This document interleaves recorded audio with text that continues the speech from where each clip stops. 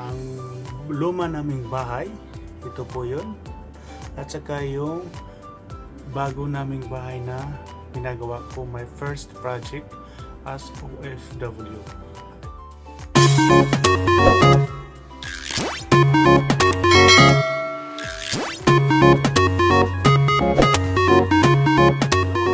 Welcome back to my YouTube channel. For today's video guys, i-share ko po sa inyo yung ang luma naming bahay, ito po yun, at saka yung bago naming bahay na ginagawa ko, my first project as OFW.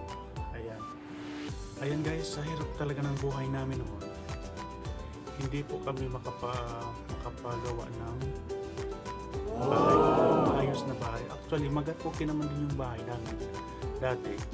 Pero ano lang kasi siya guys, airlag. Kung baga, airlag means yung hangin lagbas-lagbas. Lagbas-lagbas siya kasi air lagbas-lagbas. Ayan guys, itong bahay namin guys na ito yung bahay na luma naming bahay, pero dati hindi talaga to ganito, pero ngayon kasi wala nang nakatira, kaya naging ganito na siya, sirang-sira na siya. Kawayan lang yung nila guys, kawayan lang siya, pero yung bubong namin is yero talaga siya, sin siya, pero yung foundation niya hindi siya strong foundation, pero pag may bagyo siguro baka lilipad siya. Kaya nung pag-decide ako na kapag abroad, ito po yung first goal ko. Kaya thanks God naman at ito yung pinakaunang project ko as OFW dito sa Middle East.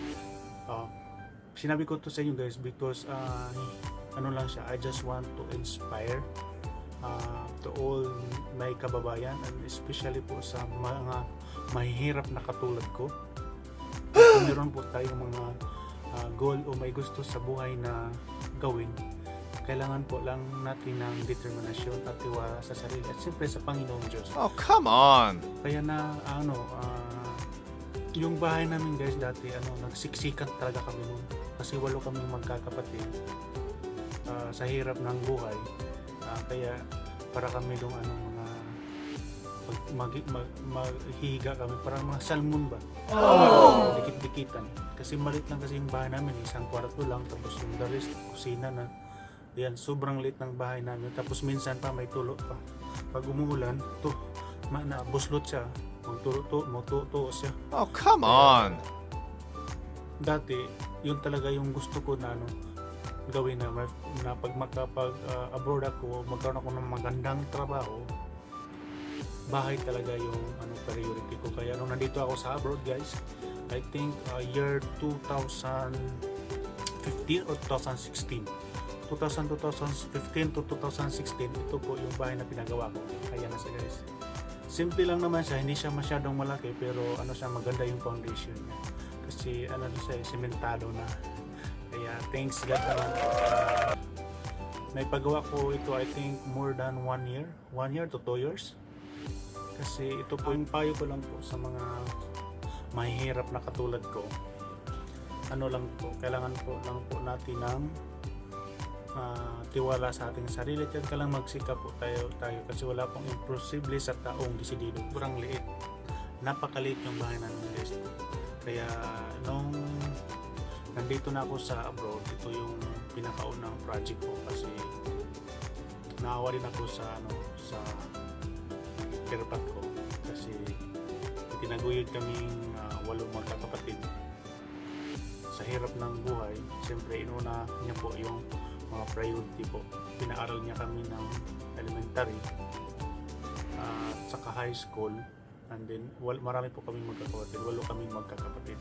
Kaya yun po talaga yung first goal ko nung pumunta ako dito sa abroad is gagawa po ako ng bahay.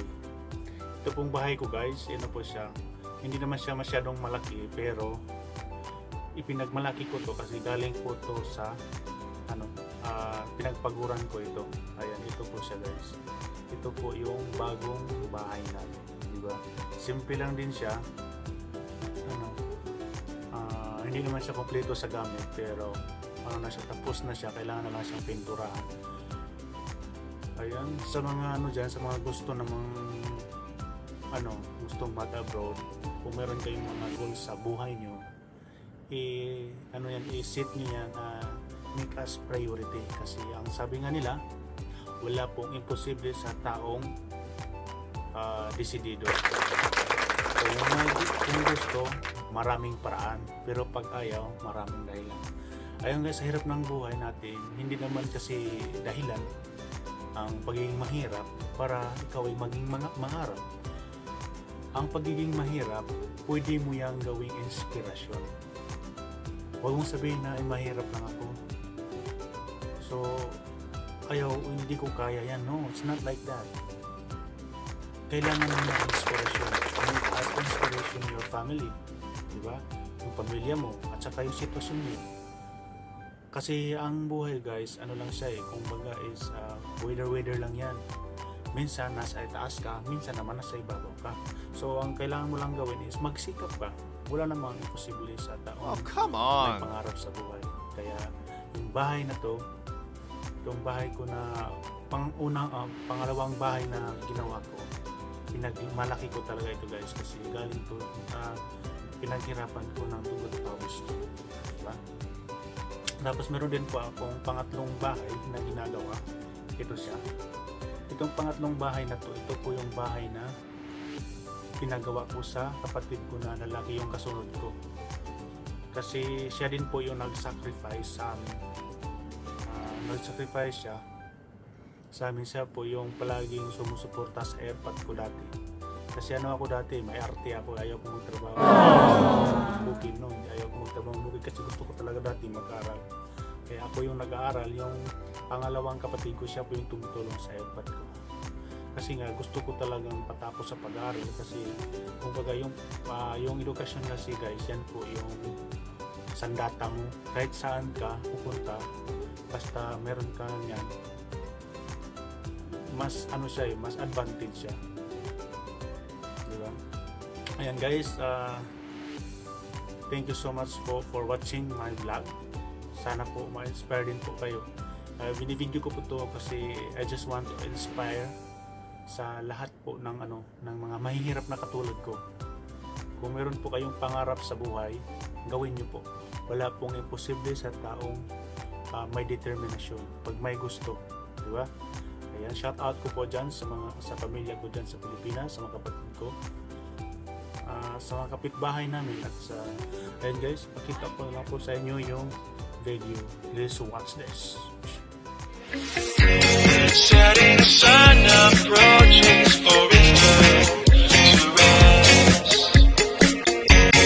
Long enough to promise all of us it's best. Liquid blue and white, crashing through the night. Liquid blue, liquid blue,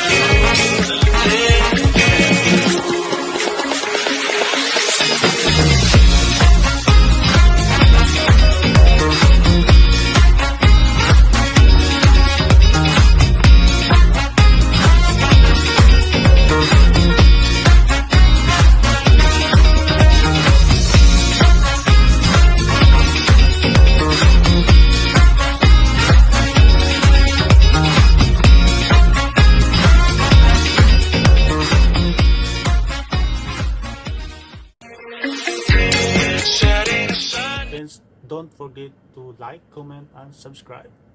And click the notification bell para ma-update kayo sa aking mga new videos. Ayan, thank you so much everyone. Bye-bye.